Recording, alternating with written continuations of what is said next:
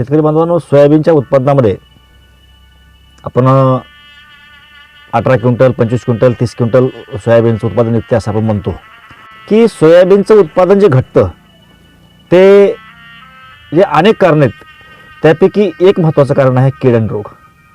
आणि कीड आणि रोग ह्या मुद्द्यामुळं सोयाबीनचं उत्पादन किती घटतं हे जर आकडा आपण जाणून घ्यायचा म्हणला तर एका निष्कर्षानुसार, म्हणजे मी अंदाजे बोलत नाही आहे, जे काही प्रयोग घेण्यात आले देशपातळीवर घेतलेल्या प्रयोगामध्ये त्याचा जे काही निष्कर्ष निघाला त्या निष्कर्षाच्या अंती असं निष्पन्न झालं की 52% उत्पादन ह्या कीड आणि रोग ह्याच्यामुळं सोयाबीनचं उत्पादन कमी होतं.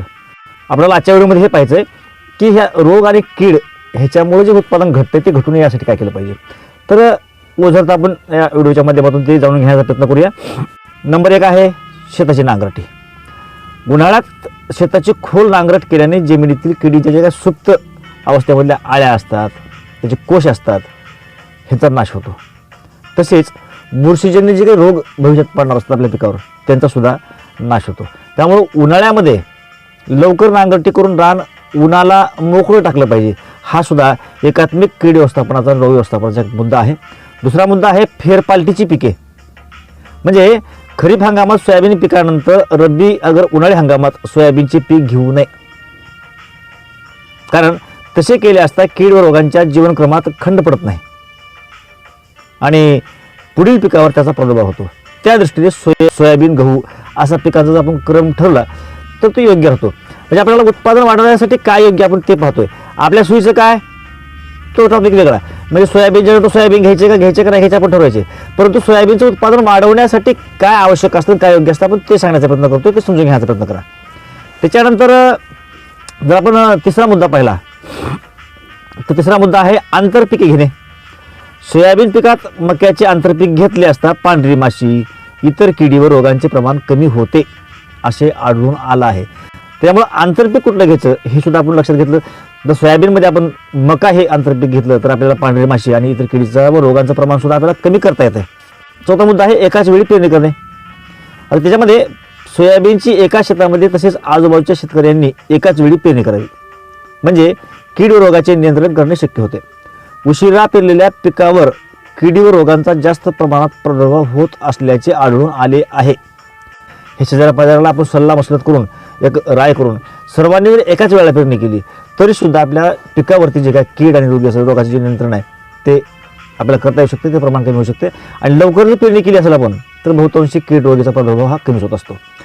त्यानंतर 5वा मुद्दा आहे रोग किडीग्रस्त झाडे व किडी नष्ट करणे. आता शेतामध्ये वेळोवेळी लक्ष देऊन रोग व किडीग्रस्त झाडे काढून ते नष्ट करावीत. मग आता किती शेतकरी आपण ह्या अशी झाडे नष्ट करतो, बहुतांशी करत नाही, तर ते केलं पाहिजे. म्हणजे काय केल्याच्या नंतर आपल्याला उत्पादन वाढणार आहे आपण ते पाहण्याचा प्रयत्न करतो, समजून घ्यायचा प्रयत्न करा. आणि आता वरचीवर ह्या सोयाबीनमध्ये सुद्धा प्रयोग करून उत्पादन वाढवण्याची गरज निर्माण झालेली आहे आणि त्या अनुषंगानेच आपण ही माहिती पाहतोय. आता कीड रोखण्यासाठी जर रोखायचे असेल तर त्याच्यासाठी काही इतर उपाय पण आहेत. आपण हे 5 मुद्दे बघितले एकात्मिक कीड व्यवस्थापन रोग व्यवस्थापनाचे. त्याच अनुषंगाने आणखी काही मुद्दे आपण पाहू. सोयाबीन पिकाला पिकात हे पीक द्विदळवर्गीय असल्याने नत्र खताची अल्प प्रमाणात गरज पडते. म्हणजे 20 किलो प्रति हेक्टरला जर एवढी जर मात्रा दिली तर ते विशेष पद्धतीचा मुळामध्ये नत्राची गरज नसते. पण आपल्या जमिनीमध्ये जर नत्राचं प्रमाण कमी असेल, आपण माती परीक्षण केलं असेल आणि जर नत्राचं प्रमाण कमी असेल तर मग त्या अनुषंगाने थोडं बहुत नत्र आपण द्यायला हरकत नसते. आपल्या महाराष्ट्राच्या जमिनीमध्ये पालाशची फारशी गरज पडत नाही, विशेष करून ह्या सोयाबीनला तर नाहीच नाही आहे. त्यानंतर अत्यंत सुपीक जमीन असल्यास व भरपूर शेणखत वापरले असल्यास रासायनिक नत्र खत अत्यल्प लागतो किंवा लागतच नाही. नत्र खताची मात्रा जास्त झाल्यास पीक माजते व पाने खाणाऱ्या आळ्यांचा प्रादुर्भाव मोठ्या प्रमाणावर होतो. म्हणजे आपण जर नत्राचं प्रमाण वाढवलं, फाटे फुटत्यात, पीक हिरवं पडते म्हणून, तर त्यामुळं काय होतं की पाने खाणाऱ्या आळ्यांचा प्रादुर्भाव हा अति नत्राच्या प्रमाणामुळे किंवा अति युरियाच्या वापरामुळे सुद्धा वाढत जातो. हे सुद्धा आपण लक्षामध्ये घेणं गरजेचं आहे. शेतामध्ये पक्ष्यांना बसण्यासाठी जागा करणे ती करायची, हा उपाय सांगतो मी. शेतामध्ये जागोजागी आपल्या पक्ष्याला बसता आलं पाहिजे. झाडं असावे, झाडे नसली तर मग त्याला बसता येईल असं काहीतरी तुम्ही व्यवस्था करा. आणि किडींच्या आळ्या, पिले व पूर्ण झालेले कीटक हे पक्ष्यांचे नैसर्गिक खाद्य असते. त्यामुळं त्यांना जर बसायची सोय केली तर ते त्या बसतात आणि त्या महिन्यावरल्या जे काही आळ्या असतील, पिल्ले असतील, पूर्ण वाढ झालेले कीटक असतील यांचं ते नैसर्गिकरित्या ते खाऊन ते त्याला नाहीसा करतात, त्याचा आपल्याला फायदा होतो.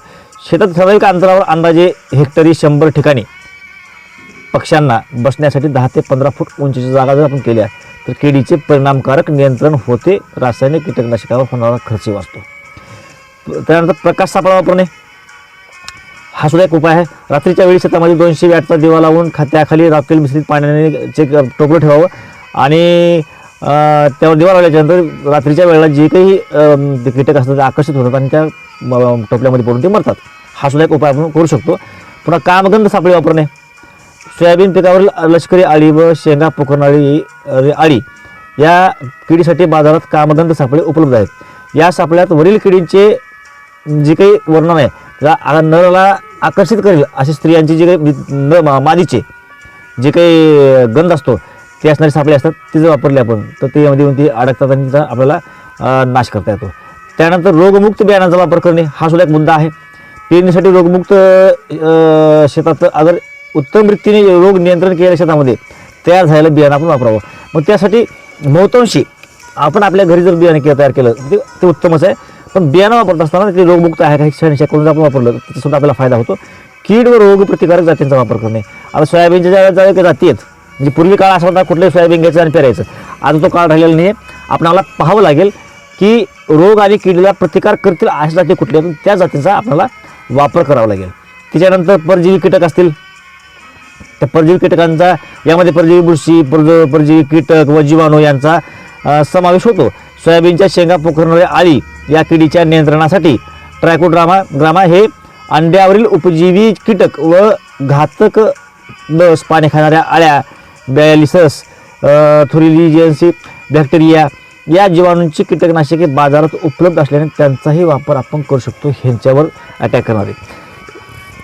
त्यानंतर पीक व्यवस्थापन पद्धतीचा सुयोग्य वापर करणे म्हणजे पीक व्यवस्थापन पद्धतीचा सुयोग्य वापर करणे असं म्हणतो मी. यामध्ये पिकासाठी लागणाऱ्या अन्नद्रव्यांचा योग्य पुरवठा, जमिनीचा सामू बघणे. सामू आपल्या सोयाबीनसाठी 6 ते 7च्या दरम्यान जमिनीचा pH असला पाहिजे. त्यानंतर हेक्टरी झाडांची संख्या असते ते 4 ते 5 लाख प्रति हेक्टरी झाडांची संख्या असावी. सोयाबीनची त्यापेक्षा जास्त असू नये किंवा कमी असू नये. योग्य वेळी पाण्याची पाळी देणे, झाडामधील योग्य अंतर, पेरणीची योग्य वेळ या सर्व बाबी कीड व रोगावर होणारे नुकसान कमी करण्यास सहाय्यक ठरतात. आपण पूर्ण व्हिडिओमध्ये रोग आणि किडीचं नियंत्रण कसं करायचं त्याचा म्हणजे त्यातून होणारं नुकसान कमी करून उत्पादन कसं वाढता येईल आपण या मुद्द्यावरती हा व्हिडिओमध्ये माहिती पाहतोय. रासायनिक कीटकनाशकांचा समतोल वापर करणे हा सुद्धा एक मुद्दा आहे ज्यामुळं कीड रोगावर आपल्याला नियंत्रण मिळवता येऊ शकतं. कीड व रोगांना अनुकूल हवामान मिळाल्यास त्यांचा पिकावर मोठ्या प्रमाणावर प्रादुर्भाव होतो. अशा वेळी पिकांचे नुकसान टाळण्यासाठी रसायनांचा योग्य वेळी योग्य प्रमाणात व योग्य पद्धतीने वापर करणे शहाणपणाचे ठरते. पिकावरील कीड व रोगांची जी काही माहिती असेल तर खोडमाशी आहे, तंबाखूवरील पाणी खाणारी आळी असते का ती आळी असते, पुन्हा पाणी पोखरणारी आळी असते, पाणी गुंडाळणारी आळी असते, मावा असतो, शेंगा पोखरणारी आळी असते, हिरवे तुडतुडी सुद्धा असतात, हिरवा ढेकून सुद्धा असतो. याखेरीज महाराष्ट्रात सोयाबीन पिकावर लाल मखमली अळी, गुंट अळी, पांढरा भुंगेरा, करदोरा भुंगेरा इत्यादी किडींचा प्रादुर्भाव कमी अधिक प्रमाणात दिसून येतो. पांढरी माशी ही कीड पानाच्या मागील बाजूला राहून तिचं पान वगैरे शोषते. ह्या सर्व आपल्या किडी आहेत. ह्याच्या नियंत्रणासाठी आपण जे काही उपाय योजले ते उपाय योजावेत व वेळ प्रसंगाला रासायनिक औषधांचा वापर सुद्धा करून आपण त्याचं नियंत्रण करावं. आता किडीच्या नियंत्रणासाठी कीटकनाशकांचा वापर आपल्याला करायचा आहे तर खोडमाशीच्या नियंत्रणासाठी 10% दाणेदार फोरेट प्रति हेक्टरी 10 किलो या प्रमाणात पेरणीपूर्वी जमिनीत मिसळावी. आता तुम्हाला मी ही माहिती सांगतोय की कुठलं कीड रोग असेल तर त्यावर कुठलं औषध फवारायचं किती प्रमाणात फवारायचे आपण ते पाहतोय.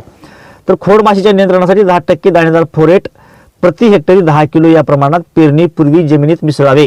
थायोमेथोक्झाम या कीटकनाशकाची 3 ग्रॅम प्रति किलो या प्रमाणात बीज प्रक्रिया देखील परिणामकारक आढळून आलेली आहे त्यामुळे ती सुद्धा करावी. पाने खाणाऱ्या, पाने पोखरणाऱ्या व गुंडाळणाऱ्या आळ्यांच्या नियंत्रणासाठी हेक्टरी क्विनाल्फॉस 25 EC 1.5 लिटर किंवा क्लोरिपायरिफॉस 20 EC 1.5 लिटर किंवा ट्रायकोझोफॉस 40 EC 800 मिली किंवा एंडोसल्फान 35 EC 1.5 लिटर किंवा इथिऑन ही सर्व मी औषधं सांगतोय आपल्याला जे उपलब्ध असेल तर आपण ते वापरू शकता. इथिऑन 50 EC 1.5 लिटर किंवा मेथोमिल 40 EC 1 किलो या कीटकनाशकांची आलटून पालटून फवारणी करावी. वरील कीटकनाशकांच्या भुकटीचा देखील हेक्टरी 20 ते 25 किलो या प्रमाणामध्ये आपण धुळणी केली तर ते सुद्धा आपल्याला फायद्याचं ठरू शकतं. तर ह्या सर्व गोष्टींचा आपण शेतकऱ्यांनी विचार करावा आणि या पद्धतीने आपण जे व्यवस्थापन केलं सोयाबीनच्या उत्पादनामध्ये वाढ होते. सोयाबीनची वाढ होण्यासाठीचे अनेक कारण आहेत. तुम्हाला एक उदाहरण सांगतो मी. आपण चहा करत असताना साखर, पत्ती, दूध आणि पाणी ह्या सर्व गोष्टी मिसळतो आणि मिसळून जे मिश्रण तयार होतं आपण त्याला चहा म्हणतो. यातून जर पत्ती बाजूला काढली तर तो चहा नसतो, यातून दूध बाजूला काढलं तर तो चहा नसतो, ते डिकॅशन असतं. यातून जर म्हणजे कुठलाही पॉईंट आपण बाजूला काढला तर त्याला चहा म्हणत नाहीत. तसं एक एकत्रित परिणाम असतो. सोयाबीनच्या उत्पादनामध्ये भरघोस उत्पादन घेण्यासाठीचे अनेक मुद्दे सहाय्यकारी ठरतात. त्यामध्ये कीड व रोग हा मुद्दा सुद्धा आहे. तर ते आपण पाहण्याचा प्रयत्न केला. व्हिडिओ आवडला तर लाईक करा. चॅनलवर नवीन असाल तर सबस्क्राईब मात्र निश्चितपणे करा. त्यामुळे आम्हाला प्रेरणा मिळते. नमस्कार.